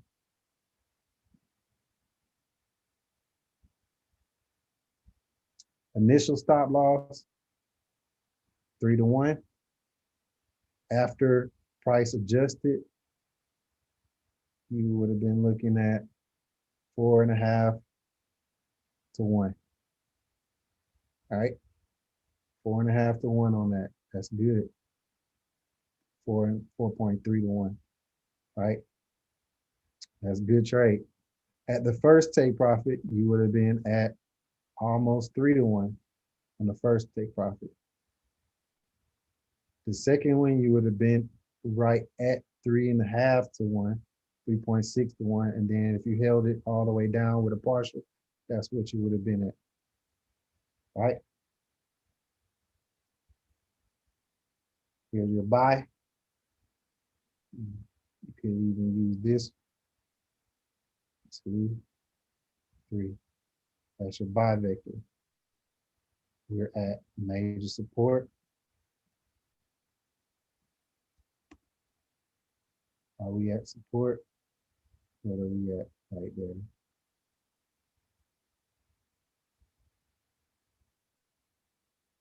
What's right here?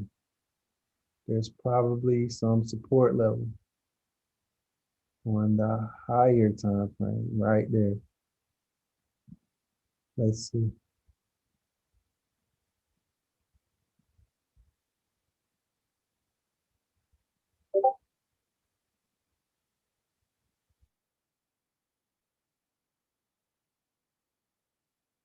Okay, so this right here, what's over here? Right, major support right here at this area.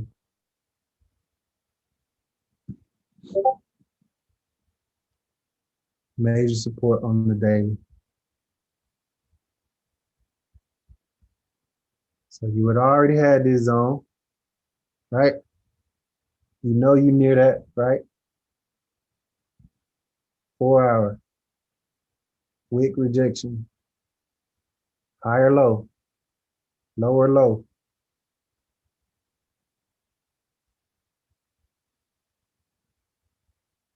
Lower high, right here.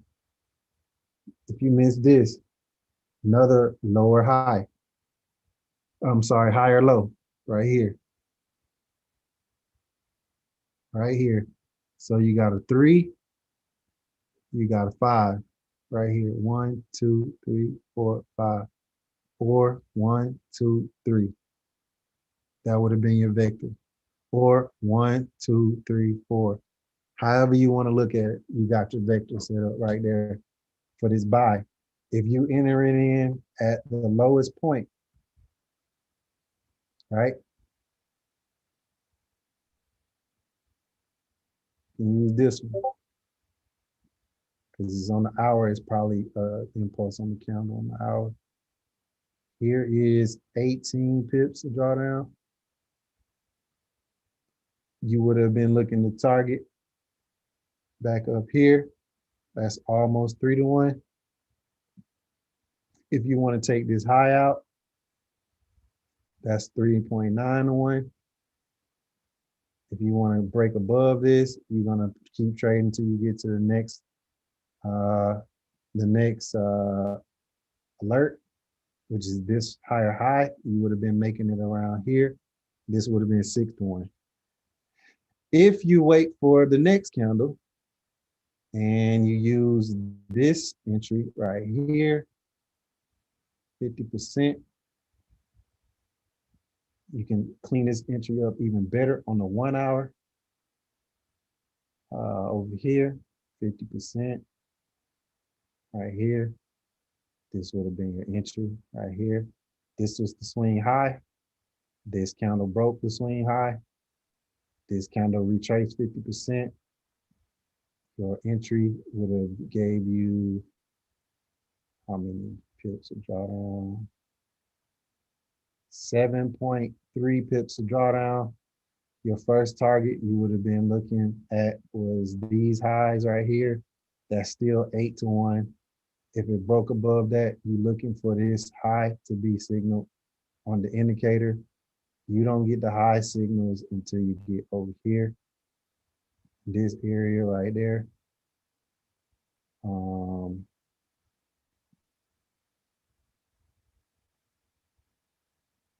You don't get the high signal until you get over there. So you would have been in 11.1 to 1 risk reward ratio right there on that trade. Okay. And like I said, I think this is gonna go against me, but even if I do, let's see, only risk 3%, right?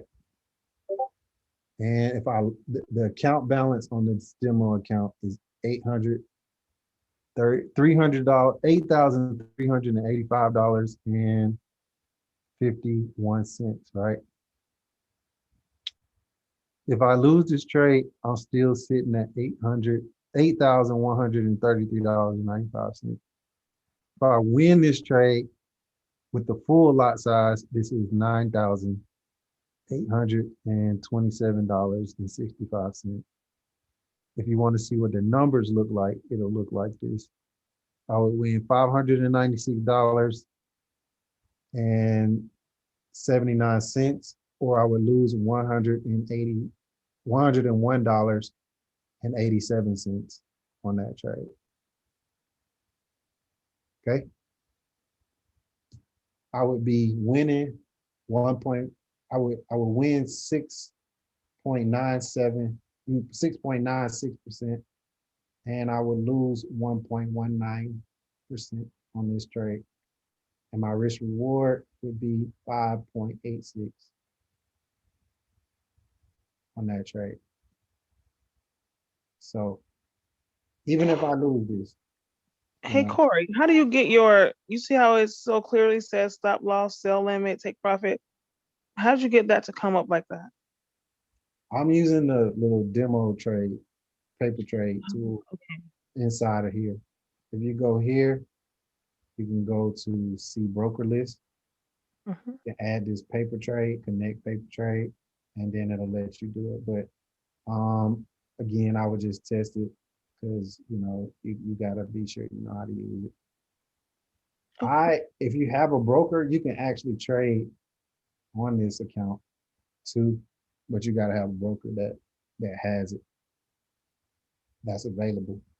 Like Oanda is one. Oanda is a good broker that you can use to do it. You can actually trade on TradingView? Yeah. Oh. Yeah, but you gotta have a broker that's on this list of brokers. I have a Wanda, but you can use one of these other ones. The thing about a Wanda is you can only trade Forex pairs though. And you can only trade Forex pairs, and then you only get 50-to-1 leverage. So whatever you have in your account, multiplied by 50, that's the most that you can trade with. So compared to Hugo's way is 500, FX choice is 200. So it's a big difference. You can't over leverage. If you can't over leverage, you can't go slow on. You can't grow it too fast. You have to follow strict risk management rules. So, any more I don't think you questions? can take a trade in the opposite direction either. Like Oanda, you can't. There's a lot of things you can't do on it. Yeah. Yeah. They are pretty strict. They are pretty strict. But I like them because they're the easiest to deposit and withdraw from, because I have my debit account connected to it, and I can just send the money straight to my debit card, and I can deposit money just by my debit card. I don't have to do Bitcoin. I don't have to do any third party app. I can just use my card. Hey, Corey. Yep. I'm actually looking at this GU. I was trying to mark that one up for my homework, and I kind of had run into some trouble with, once it broke past this high, what would be my next TPs?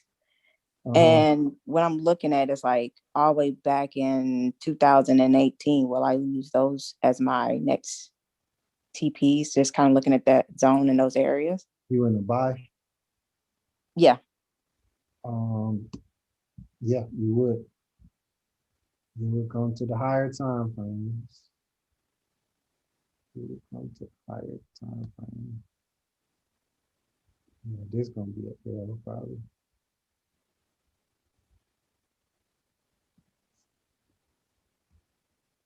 Yep. And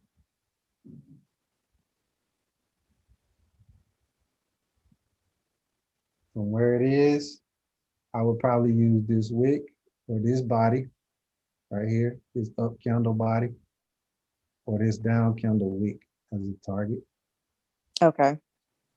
And then after that, I would use this candle as this wick right here as a target. Oh, that one. Okay. Yep.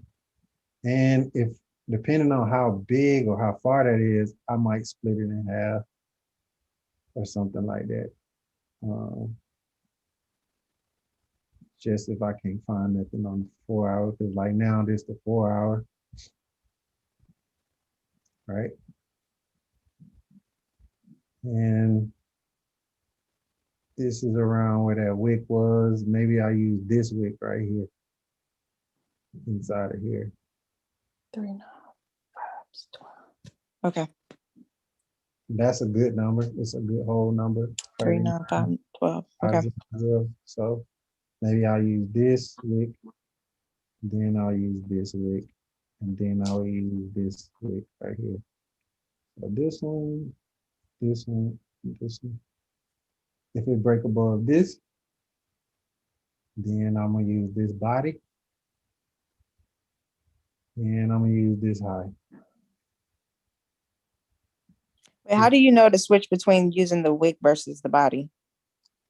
Because both of them are showing some type of rejection. Oh, yeah. Okay. Both of them. Maybe it's not on that particular candle, but this showing rejection at this price. Mm-hmm. Also showing rejection at this price. So got it. Okay. Thank you. It's like this showing rejection at this price, but this is also showing rejection at this price. And we had some wicks respect that and push up. Cool. Yep. Thank you. No problem. No problem. So with that being said, I don't think nobody said they had any questions. Don't think nobody said they had questions.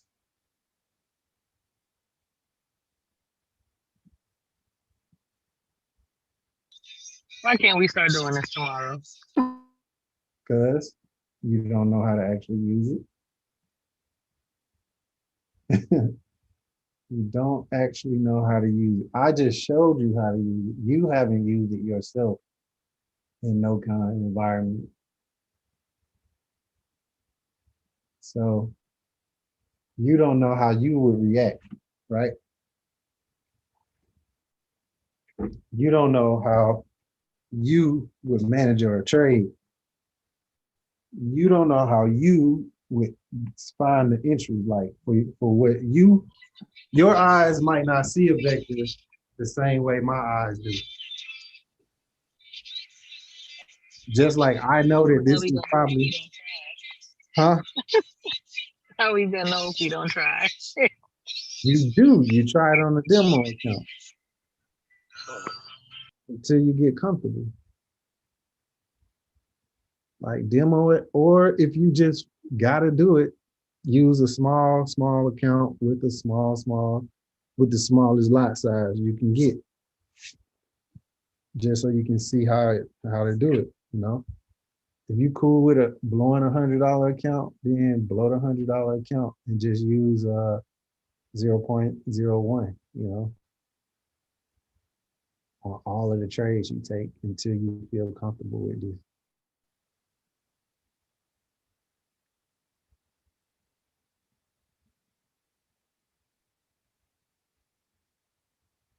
This one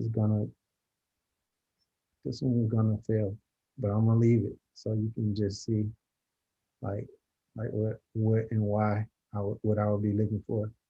So like this would have been our initial vector right here, but this candle, it didn't push down and then didn't give us an impulse candle. It actually rejected. This candle didn't push down. It didn't give us impulse counter to the downside, it gave us impulse counter to the upside, right? This candle right here, it did push down, but there's no wicks on the top, really. It's barely a wick, right? So This one is probably not going to be valid. And if it does drop, it's going to push up above our stop loss and then drop because it needs to see more rejection. So is that when you would put in a sell stop? Or is that a situation where you would have had a sell stop in? Yeah. And you got hit? Okay.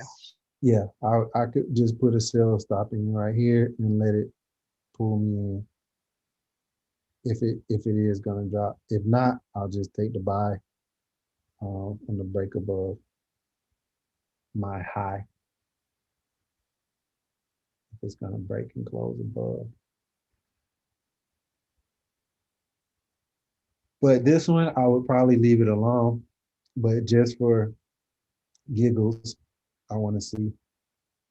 But another thing too is, the last thing I'll say about it is you want to also consider when you're trading this, right? Day and time. Like this is 7 p.m. at 7 p.m. This is Tokyo and Sydney time. GBP USD, this is not when you would want to trade that pair. So if you win the trade from earlier, that's fine. But you probably wouldn't want to take an entry at this time because the fact that matter of fact, I'm not even going to cancel that. But we'll leave this just so we can see what would have happened, right? But you wouldn't want to take an entry on this right now because this isn't the time of day when GBP USD should be traded. This time of the day is when AUD USD should be traded, or GBP AUD should be traded, or NZD JPY, or NZD USD should be traded, or NZD CAD. These are pairs you want to look at to trade during this time. Anything that's got to do with Sydney or Tokyo pairs, that's it. GBP trades London and New York primarily. And it doesn't have a Tokyo or a Sydney pair related to it. So why would I trade that pair during this time? Corey, is Yep. this works with gold also? Time of day? No, the like the lower high and the Yeah, this work with gold. This work gold with every also. pair. Okay. This work with every and any pair. Okay. Thank you. Okay. Okay. Okay. All righty. Let me give you the video real quick. Let me give y'all the video. Where is it?